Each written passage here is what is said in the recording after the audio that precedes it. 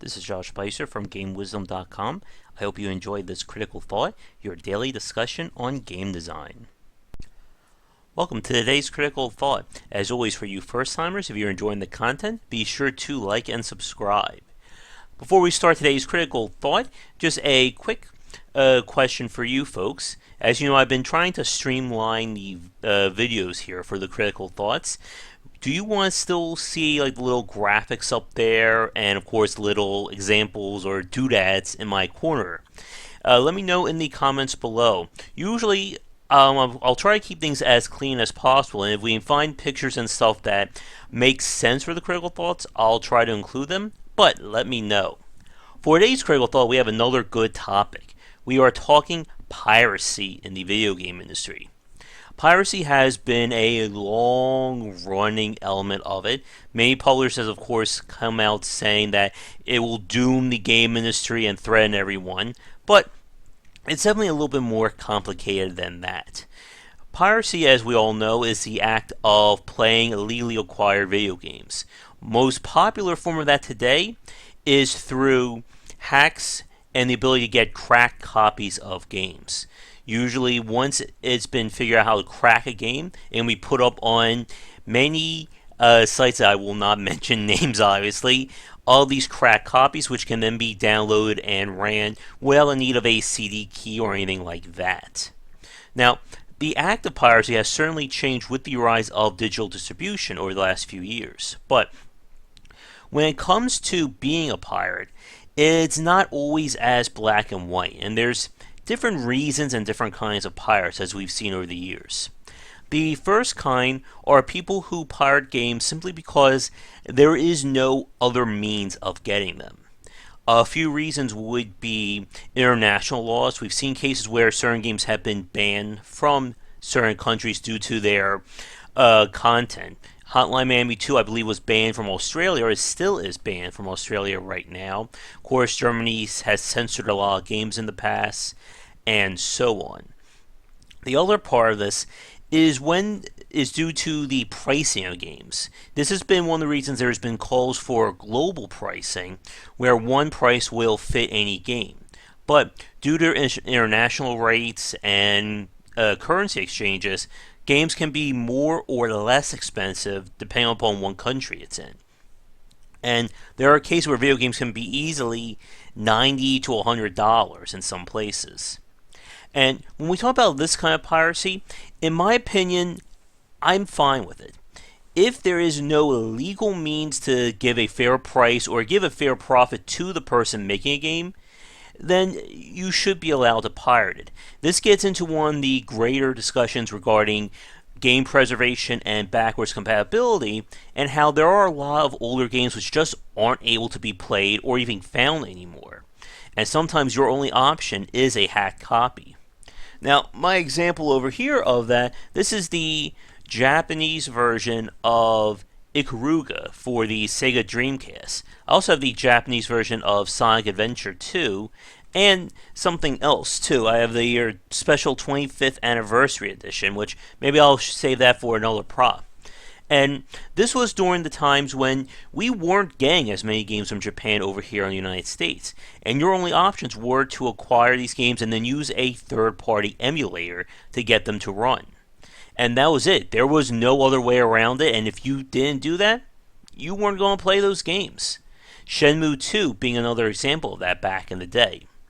Now, for this kind of piracy, as I said, we can also include if a game doesn't have a demo and someone needs to test it to see if it even works on their system.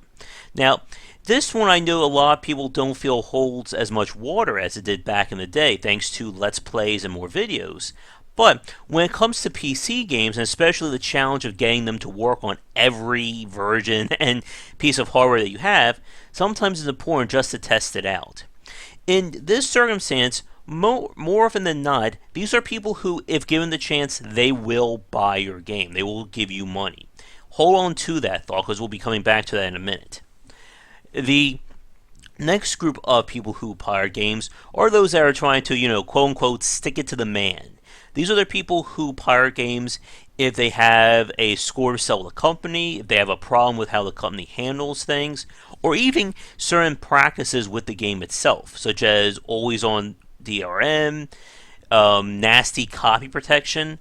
And for those of you who are recently into PC gaming, you will never have to experience the horror of some of the insane copy protection that was happening about 10, maybe 15 years ago. Stuff like Star Force.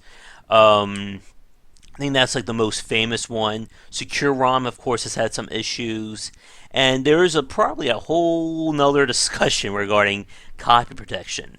But thanks to Steam and sort of becoming the universal form of copy protection, it has eased up a lot of this element of having to have this copy protection.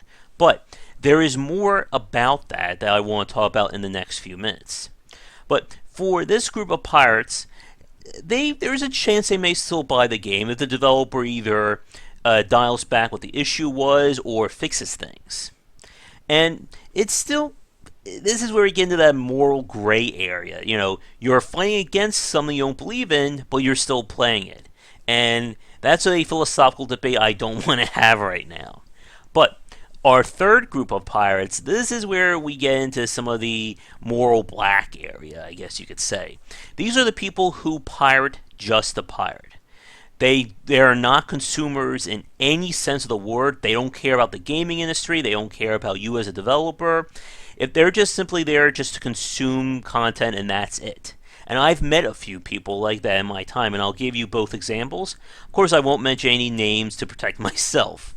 But I remember one time walking into a certain electronics store when the clerk had a modded Xbox on the table and they were literally installing games onto it. They were going like, you want the latest Tomb Raider? Nah. Halo? Yeah, let's get that. And that's what they did for an 8-hour shift. The other time I was with a person who I was telling about all these great games coming out. He's like, okay, yeah, I'll just pirate it. Like, even the game I told him was literally $2, so it was on sale. He was just going to go on one of the sites and get a cracked copy, and then probably play it for a few minutes and then uninstall it. And this is the group that they are not your consumer. And this is important point number one for this critical thought for developers watching. There will always be people who will pirate your game. It doesn't matter how great your game is, how good of a person you are. If you make a video of yourself with sad violin music saying, if you don't buy my game, I will be thrown out onto the street and die, they're going to pirate your game. They don't care. They will never be your consumers. They should not even be factored into any kind of profit loss. And this is where things get very interesting regarding the piracy debate. Because many publishers will say, oh, we would have, made profit if it weren't for pirates. That's not necessarily the case. Most people who are going to play your game will want to at least give some kind of form of compensation to it. They want to contribute to you. They want to see you succeed. This is all the bigger factor in today's state thanks to the indie market and how fans have become very close to their favorite developers and companies. Chances are, I'm sure someone watching this right now, especially one of my regulars, probably have a few companies that they support. They want to see them stay around. And these are consumers of the game industry. The third group, as we just talked about, they don't care. They're never going to buy your game. They're never going to see it as anything more than just, a few minutes to kill. Now, the other point about piracy, and this goes back to talking about copy protection, is that the act of fighting against piracy can become a catch-22. Because the only way to stop piracy altogether is with a form of copy protection that is so strict and so annoying that it may drive people to pirate it just to not deal with that. And there have been cases of that in the past with always online DRM, annoying, hoops to jump through, and more. And for a lot of people, there are consumers who will turn to a pirated copy if it is the lesser of the two annoyances. I've heard people say that they bought the regular copy of the game to support the developer, but they're going to use the hacked copy or the no CD crack to simply get around the annoying protection. And that's where that kind of first group of piracy comes into play. And what this means for you as a developer, that you don't want to make copy protection that's so annoying that's going to drive people to pirate. And again, you can, as the saying goes, you can catch more flies with honey than with salt or whatever, or with vinegar. There we go. And there have been cases, while it isn't reported too much, of developers winning over pirates by helping them out. And again, this goes back to the consumer's general feel to support the people they like. Now, here's important point number 2, and this one is very big. If you don't really have too much experience with the game industry, especially when it comes to the market and profit side of things. And that is very simply, there is no 100% protection against piracy. There will never be that, no matter what any publisher, what any company, any copy protection manufacturer will say. There is no game that is 100% unbreakable. And publishers and developers know this. And what the point of copy protection is, and this is a major point regarding the marketing, is that copy protection and digital rights management, I always get digital rights and disk rights, one of those two. It's DRM, basically. The point is that it's meant to protect the game during its most profitable time, which is usually the first week to about maybe like the first month or two of being out on the market. This is another topic in of itself, obviously, but that early period is the most important point for a game, because this is when the game is at its freshest. This is when people are supposed to buy it, and this is also when we will see if a game will sink or swim. If a game has a really successful opening week or opening month, chances are that's going to carry over to a massive success over the coming year. If the game fails right out of the gate, then there's not a lot usually that a developer can do to correct that. It's kind of like trying to use a band-aid to fix a hole in a ship. You're delaying the inevitable, but it's not going to be a long-term solution. And so what copy protection is used for is, again, to stop it from the offset, because this is also when the game is at its most expensive. This is when we're talking about $60 retail games, $20 to $30 indie games, all that. And developers want to earn as much as they can at this state before we enter these sales periods, when you have 15, 25, 30, 75% off.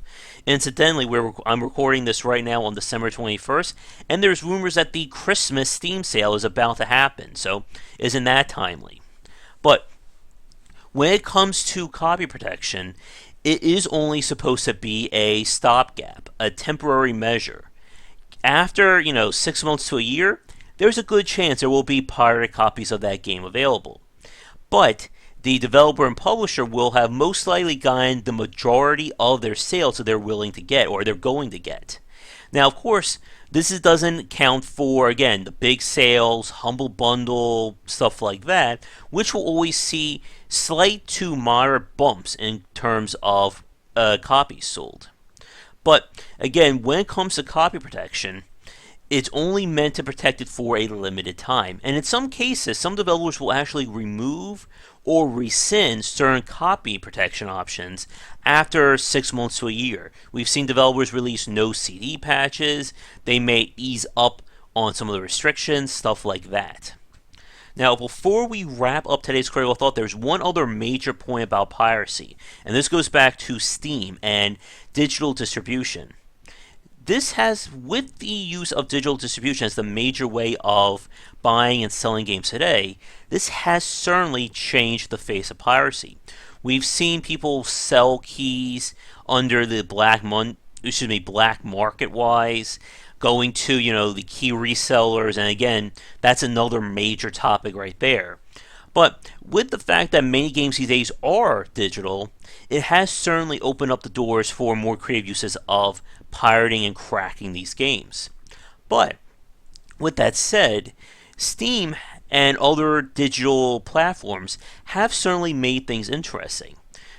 When we talked about this before, Uplay, Origin, Steam, and of course, GOG's Galaxy, I think that's what it's called, These are forms of copy protection. Don't mistake the fact that they let you talk to your friends, you get sales from them, and stuff like that.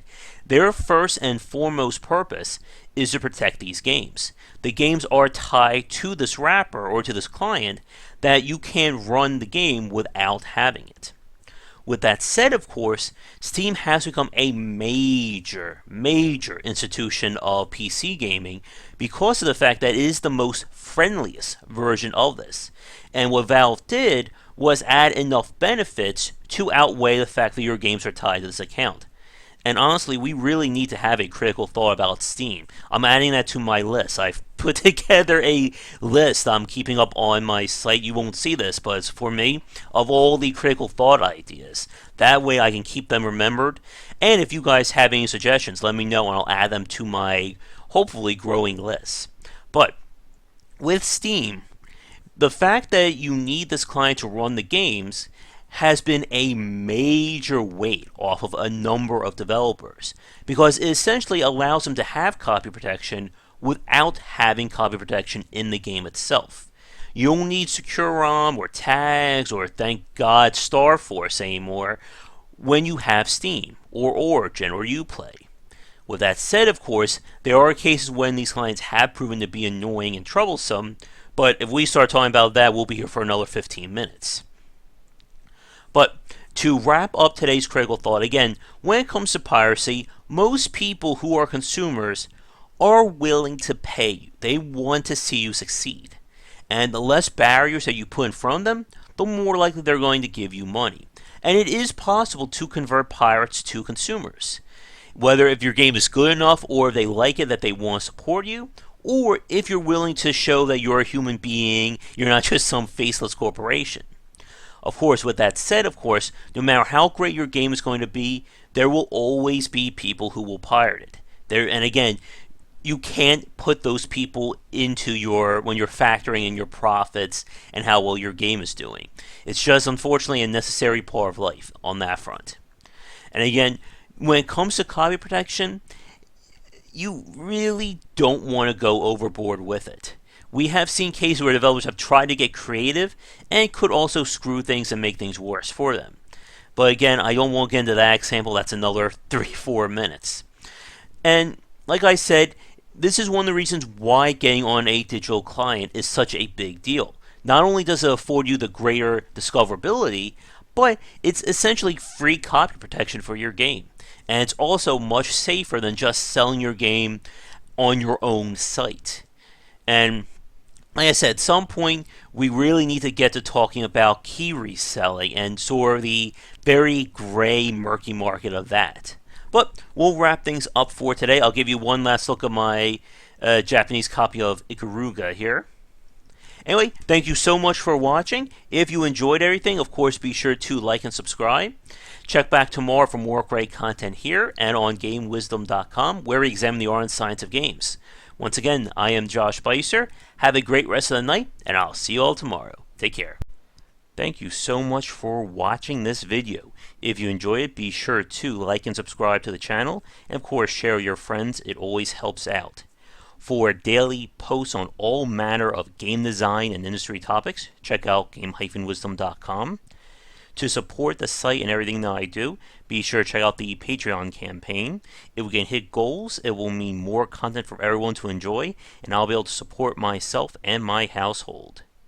If you want to follow me, you can find me on Twitter at GWBycer for updates throughout the day and random thoughts from me. And lastly, you can find me on Twitch right over there at GWBycer for daily streams most nights around 10 Eastern. Thanks again for watching the video, and be sure to check out more great content coming to the Game Wisdom channel real soon.